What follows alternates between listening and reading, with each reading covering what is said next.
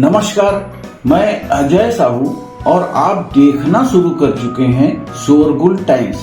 कहानी सीक्रेट अमीरजादा के इस एपिसोड में आहान को 3 दिन बाद होने वाली गैम्बलिंग के बारे में बताने के बाद जतिन और गीत उसके जवाब का इंतजार करने लगे। कपूर फैमिली कितनी भी पावरफुल हो, पर वो आहान को फाइट करने के लिए फोर्स नहीं कर सकते। लास्ट डिसीजन आहान का ही होने वाला था। आहान हाँ करे या ना करे, उन्हें उनका फैसला मानना ही पड़ेगा। गैम्बलिंग कब शुरू हो रही है? आहान ने स्माइल करते हुए पूछा। आहान का सवाल सुनकर जतिन बहुत खुश हो गया था। वो जानता था कि अगर आहान यह सवाल कर रहा है तो इसका मतलब यह कि वो फाइट करने के लिए तैयार है। 3 दिन बाद जतिन ने कहा, ठीक है, जब वक्त आएगा मैं स्टेज पर चला जाऊंगा। आहान ने कहा।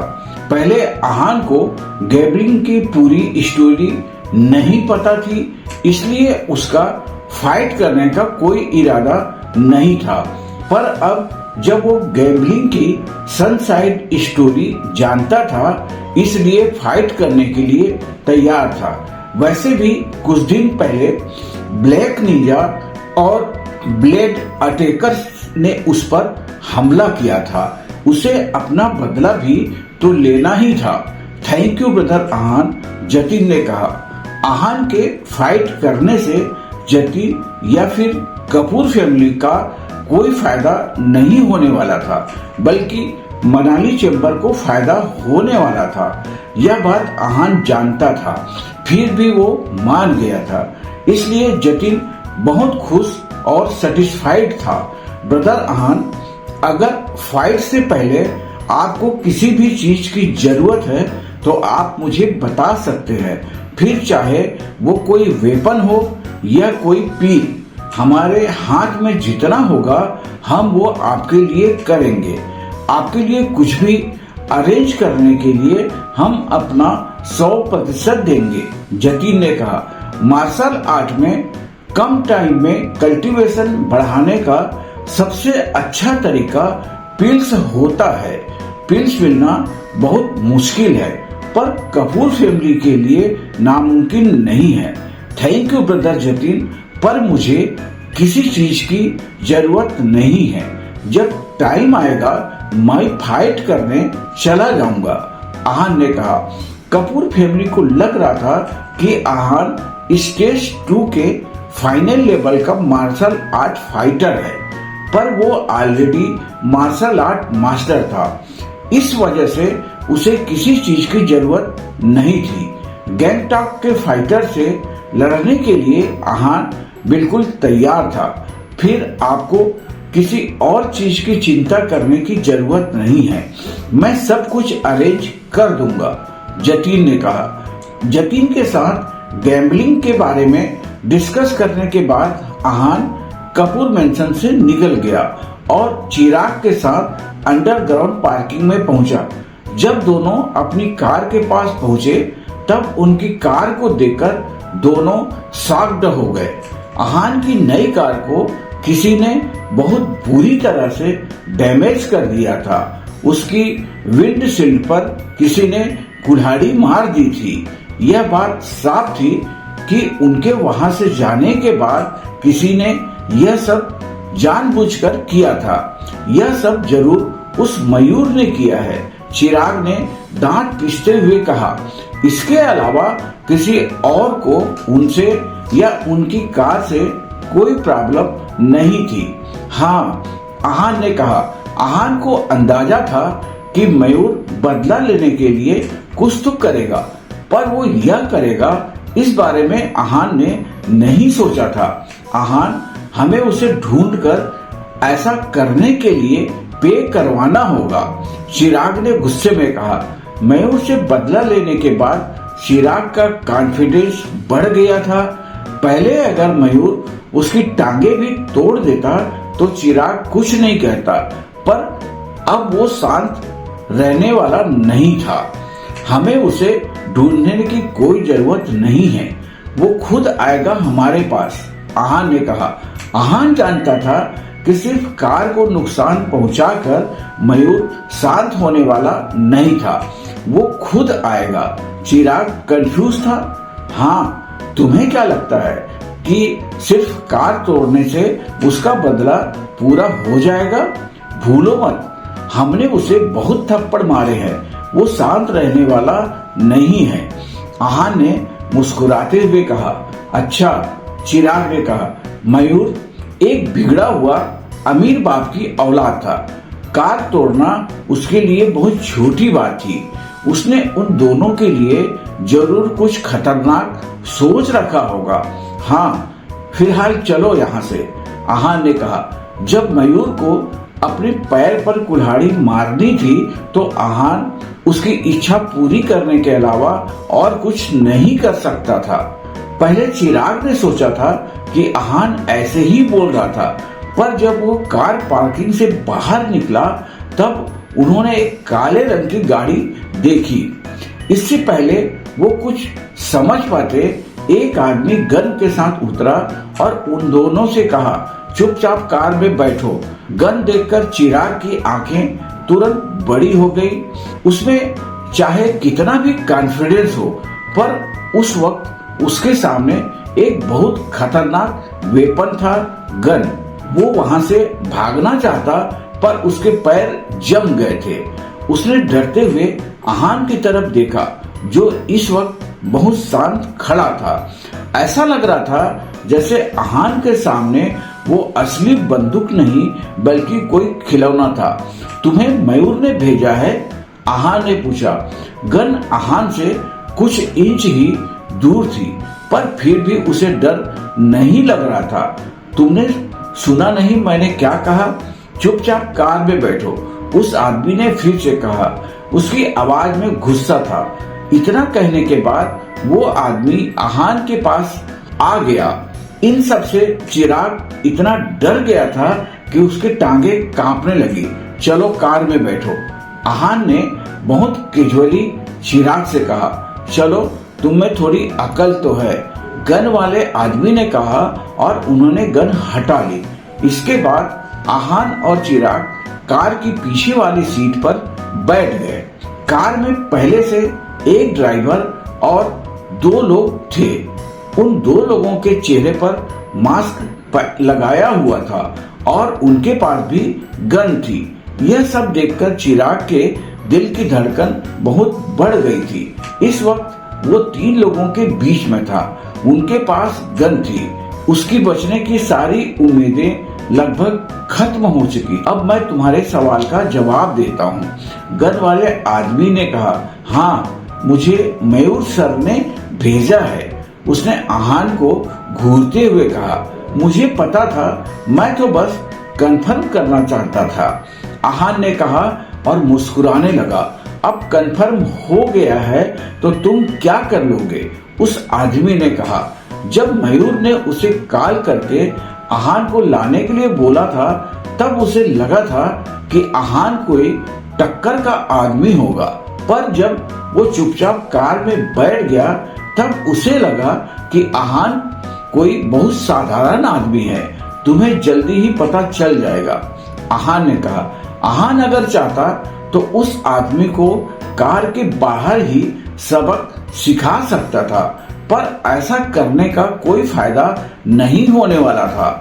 मयूर दूसरे गुंडों को भेज देगा और यह सिलसिला ऐसे ही चलता रहेगा।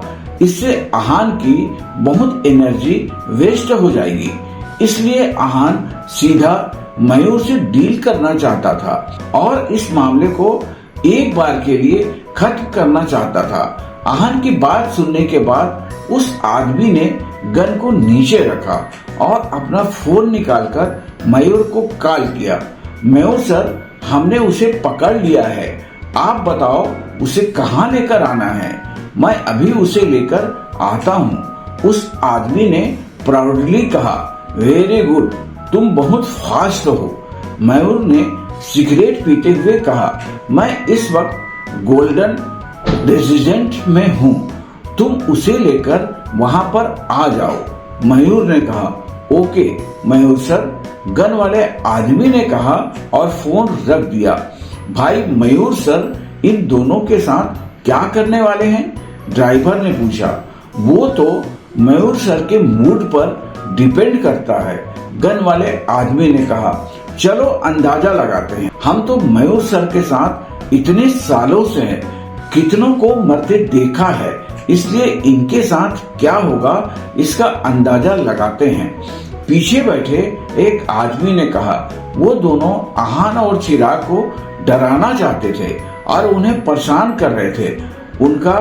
अगर उनका मूड अच्छा हुआ तो इनके टुकड़े करके कुत्तों को खिला देंगे, और अगर उनका मूड खराब हुआ तो फिर वो इनकी फैमिली के साथ भी ऐसा ही करेंगे, गन वाले आदमी ने कहा और हंसने लगा। उसे देखकर कार में चिराग और आहान को छोड़कर बाकी सब लोग भी हंसने लगे। सब जानते थे कि मयूर ऐसा कर सकता था। वो बहुत अनरिस्पॉन्सिबल और पागल किस्म का आदमी था। यह सब बातें सुनकर चिराग को डर की जगह अब गुस्सा आने लगा। खुद को और अपने परिवार को बचाने का जोश उसकी आंखों में साफ नजर आ रहा था। अगर उसने आहान के साथ मिलकर उन आदमियों को फेस नहीं किया तो फिर उसकी मौत होने से कोई नहीं बचा सकता था। उसे अपनी और अपने परिवार की जान के लिए लड़ना ही था। चिराग ने उसी जोश के साथ आहान की तरफ देखा जो उसे ही देख रहा था। चिराग की आंखें देखकर आहान बहुत खुश था। चिराग की आंखों में उसका फैसला साफ नजर आ रहा था। चिराग को और पावरफुल बनाया जा सकता था। कोई भी जो चिराग को पहली बार देखेगा उसे यही लगेगा चिराग कोई फैसला नहीं ले सकता था, पर इस बार इतने क्रूशियल टाइम पर चिराग ने यही फैसला ले लिया था। चिराग के लड़ने के फैसले से आहान को बता दिया था कि वो डरपोक नहीं है, बस उसे थोड़ी मोटिवेशन की जरूरत है। अब वक्त आएगा वो अपने लिए और अपनों के लिए लड़ सकता है। तभी अचानक से आहान ने कुछ किया। उसके हाथ बिजली से भी तेज चले और उसके पीछे बैठे दोनों मास्क आदमियों की गर्दन पर अपनी हथेली से अटैक करने के लिए तैयार हुआ। इससे पहले वो दोनों कुछ बोल पाते, आहान ने उन पर अटैक किया और उनके हाथ से गन नीचे गिर गई। इसके बाद आहान ने फिर से एक बार उनकी गर्दन पर चोप अटैक किया और वो दोनों कुछ बड़बड़ाते हुए बेहोश हो गए। यह होना जितना कॉम्प्लिकेटेड लग रहा था उतनी ही आसानी से आहान ने कर दिया था। आगे बैठे आदमी को एहसास हुआ कि कुछ गड़बड़ है, इसलिए वो अपनी गन निकालकर पीछे मुड़ा। पर जैसे ही पीछे मुड़ा, आहान ने इन मास्क्ड आदमियों की गन उठा ली थी और आगे वाले आदमी के बहुत नजदीक बंदूक तान दी थी। अगर तुम हिले तो मैं ट्रिगर दबा दूंगा, आहान ने कहा। उस आदमी का शरीर तन गया था। उसे कुछ समझ नहीं आ रहा था। उसे आहान के औरा से ही पता चल गया था कि अगर उसने कुछ भी किया तो आहान जो बोल रहा था वो वही करेगा। आहान यह सब देखकर चिराग हैरान था। 5 सेकंड से कम वक्त में आहान ने 2 लोगों को बेहोश कर दिया था। अब एक के सामने बंदूक तान रहा था। सिचुएशन बिल्कुल बदल गई थी। अब तक जिसके हाथ में सारा पावर था वो आहान के सामने डरकर बैठा था। चिराग को समझ नहीं आ रहा था कि आहान हवा से भी तेज कैसे हो सकता है। ड्राइवर को यह सब कुछ मिरर में नजर आ रहा था। वो कोई बहुत बड़ा फाइटर नहीं था, इसलिए उसका डरना नॉर्मल था। यह सब कुछ देखकर उसके हाथ कांपने लगे और कार का बैलेंस खराब हो गया। इस मौके का फायदा उठाकर आगे बैठे आदमी ने अपना मूव किया। वो इतना सिंपल नहीं था कि अपनी मौत का इंतजार करे।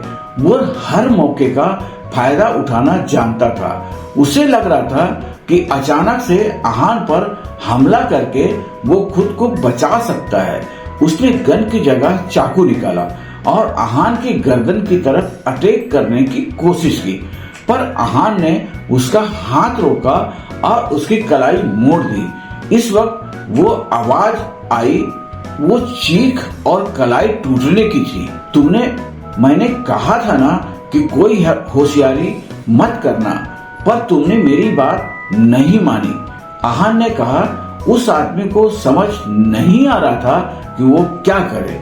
उसकी कलाई में बहुत दर्द हो रहा था और वो बहुत तेज चिल्ला रहा था। उसने आहान को बहुत ही डरते हुए देखा। वो आदमी कोई मामूली आदमी नहीं था, वो हत्या एक्सपर्ट था, पर आहान ने उसे ऐसे कुछ ही पल में इंजोर कर दिया था। तुम कौन हो? उस आदमी ने पूछा। मैं वो हूँ जिसे अफेंड करके तुमने गलती कर दी, आहान ने ताना मारते मुस्कुराते हुए कहा। वो आदमी इसके आगे कुछ नहीं बोल पाया। अगर आहान यह बात पहले बोलता तो शायद वो आदमी जोर से हंसने लगता, पर अब सिचुएशन बदल गई थी। वो आहान के पावर को देख चुका था। मयूर के पिता भले ही रियल एस्टेट किंग थे, पर वो भी आहान से डील नहीं कर सकते। अब आहान उस आदमी के साथ क्या करेगा, आगे जानने के लिए बने रहिए हमारे चैनल शोरगुल टाइम के साथ। बस इसी के साथ यह एपिसोड भी यहीं पर समाप्त होता है। इस एपिसोड को आगे बढ़ाते हुए कल फिर मुलाकात होगी। आज के लिए बस इतना ही। अब हमें कल तक के लिए इजाजत दीजिए। नमस्कार, धन्यवाद।